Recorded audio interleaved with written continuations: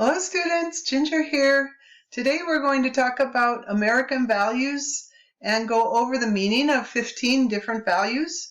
Some of them are on page 160. You did an exercise where you matched the value with the definition, and hopefully you had a chance to check your answers after you did that exercise. And now we're just reviewing and trying to make sense of these values because they're very abstract and they're very big words. And you know, if you go across the country and you ask different people to define risk-taking, you might get a lot of different answers. So they're open to interpretation, which makes them very interesting to study, doesn't it? All right, so what I've done for you for this lecture is to break the values down into 3 groups, and then I gave you an image of each value, and I want you to match the picture of the value with the word that the value is. So let's take a look at the first.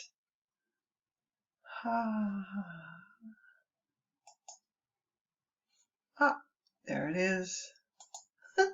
Let's take a look at the first group. Okay, so you can see that the values are over here: financial success, honesty, democracy, time management, and privacy. I think financial success is clear to you, and that's probably one of the easiest to understand. How much is enough might be the question when it comes to the definition of financial success. But you know what that means, right? You have enough money so that you don't have to worry about money. And honesty is telling the truth. We value honesty over all. Honesty over hurting someone's feelings. We just want to tell them the truth. And that might be very uncomfortable for you if you're not used to it. But you will get used to it because you see it and hear it everywhere. Democracy is one of those words that's open for interpretation. And we're going to look at some pictures to match with democracy, just one picture actually. Time management is doing things on a schedule, keeping track of time, using your time well. We have the saying, time is money, as you know. Time is money is a very common saying. And then finally, privacy. Privacy is an interesting value because it doesn't usually go with the rest of the values. You know, ambition and working hard and going out and making a lot of money, but being private, you know. So how does that work with the rest of them? Okay, let's take a look at the images and see if we can't match them up. That's not what you want to see. You want to see the images. Without me, oh, I guess I can't get rid of myself. Okay, I'll just hang out over here in the corner. Or maybe I'll hang out over here in this corner. That's better. All right, so the first picture you can see right here is people raising their hand. And when you raise your hand, you promise to tell the truth. You swear to usually a Bible that you will tell the truth, some important book. You put your hand on the book and you put your other hand up and you swear to tell the truth. That is part of also being in a court of law. Everybody has to swear to tell the truth. So the hand up means you're going to tell the truth. Now, which of these values reflects that? This one, this one, this one, this one, this one. What do you think? Honesty. Let's try honesty for that first one. Okay. Down here, the green one. This is part of a Girl Scout ad for cookies. Hurry before they're gone. Hurry, hurry, hurry. So if an ad is telling you to hurry, what value are they poking at? There's time management right there. What do you think? Should we say that hurry before they're gone is a reflection of time management? It has to do with time management? Okay, I think so. And then over here on the left, OWN, own, means that it belongs to you, right? You own it. It says, why rent when you can own? I guess they're talking about a condo or a house or land, something that is yours. So which ones up here would be talking about owning something? Financial success, right? Okay, financial success. You own the dwelling that you live in. Down here, we see oops, let's go over here. All right, we see a guy working all alone in this modern apartment with his dog. Just a guy and a dog working on what is he working on? Oh, there's a big computer screen up here. Maybe he's just looking at his phone. Who knows what he's doing? There's a lot of technology in this picture, though. So, sorry about that. So let's see if he's all alone and he's happy and he has his dog. What value would that represent? Do you see it? Not that one. Not that one. Not that one. Must be privacy, right? Privacy, being private. And so that leaves one more, and that's the soldier saluting the flag. And when a soldier salutes the flag, that's pretty much everybody's going to say democracy, serving your country, fighting for your country is a reflection of democracy. Okay, so that's the first one. I have two more of these. Let's look at number 2. Now, number 2, I was looking for pictures, and sometimes I couldn't exactly find the right picture, but we have the values. Do you want to say them with me? This one's a hard one to say. Egalitarianism. Egalitarianism. 8 syllables in one word. So egalitarianism is the word. Do you want to say it? Egalitarianism. Did you say it? Egalitarianism. Egalitarianism. That means equality, equal. We are all equal. Egalitarianism. The concept that everyone's equal.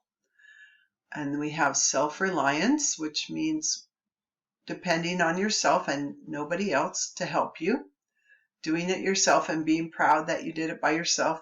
It's an important value.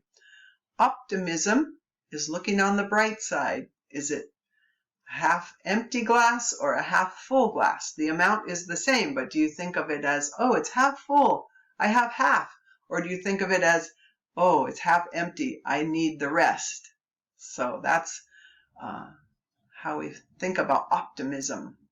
Do you know the opposite of optimism? The opposite of optimism is pessimism. So if you're always looking on the dark side and you never think anything's any good, then you're a pessimist. Are you an optimist or are you a pessimist? Then we have lifelong learning. People in this country are welcome to take college classes at any time in their lives. People sometimes when they retire from working their whole career, they go back to college and start to learn about what they want to learn about and take classes and study. And you will probably always see someone older in your college classes. And maybe you will be the youngest one, or you will be one of the few young people in the class, because it depends on what kind of class you're taking. But if you take a class like cybersecurity, the people in that class are going back to college to get a new and modern job. Cybersecurity is a great new career.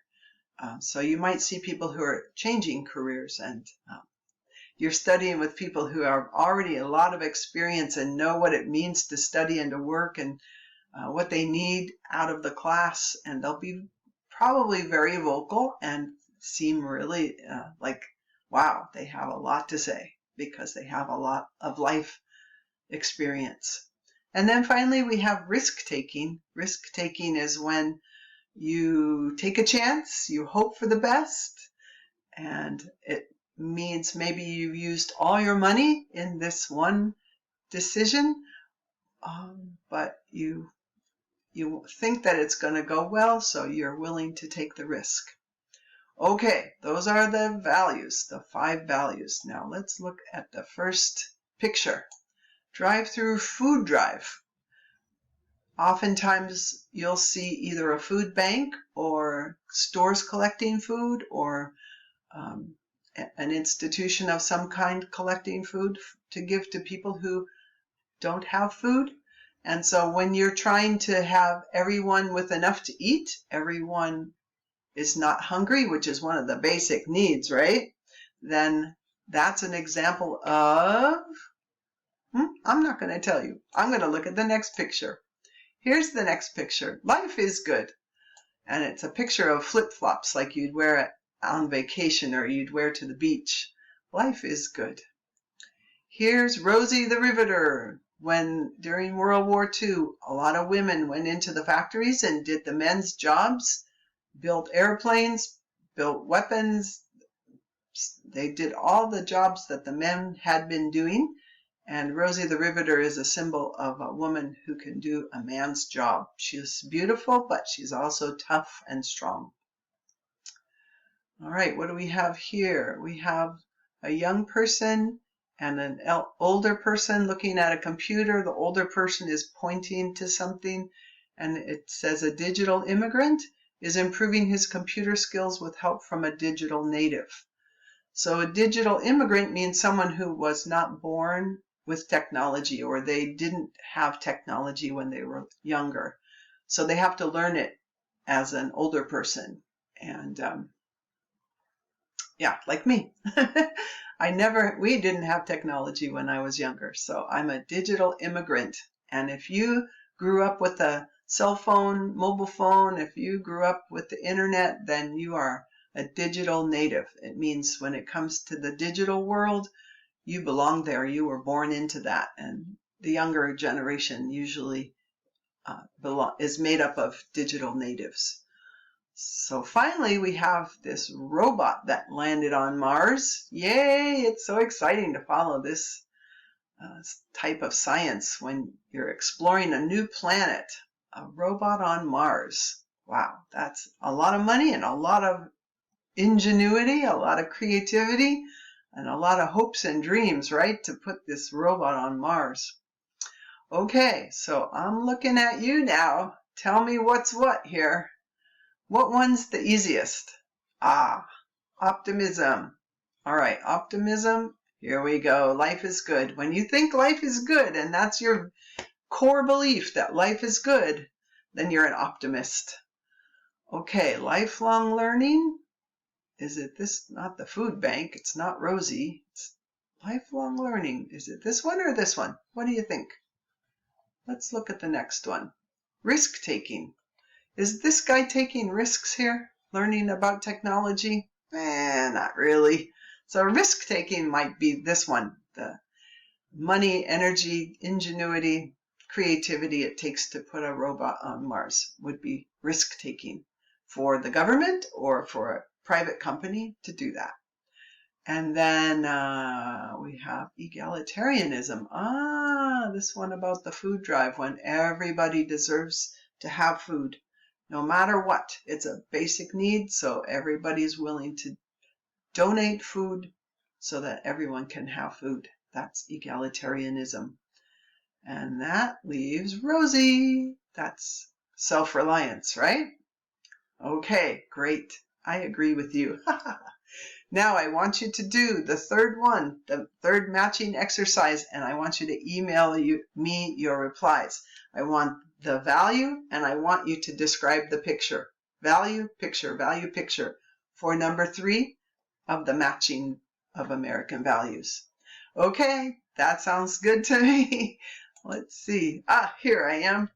All right. Well, thank you for listening to me. I hope you have a great day, and I hope you keep thinking about American values and your own core values, what they are, and where you learned them.